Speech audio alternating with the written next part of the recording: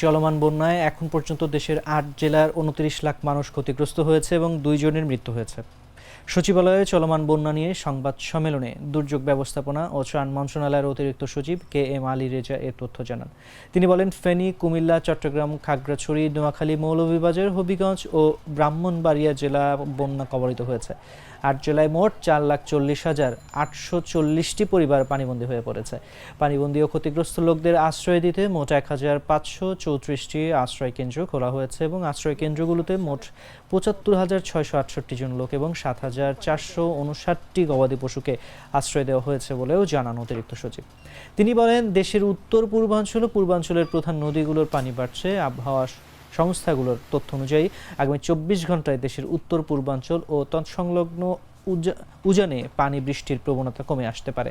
এ সময় উত্তর পূর্বাঞ্চলের মৌলভীবাজার ও হবিগঞ্জ জেলার মনু, খোয়াই, ধলাই নদী সংলগ্ন নিম্নাঞ্চলের বন্যা পরিস্থিতি প্রাথমিকভাবে স্থিতিশীল থেকে পরবর্তী সময়ে উন্নতি হতে পারে।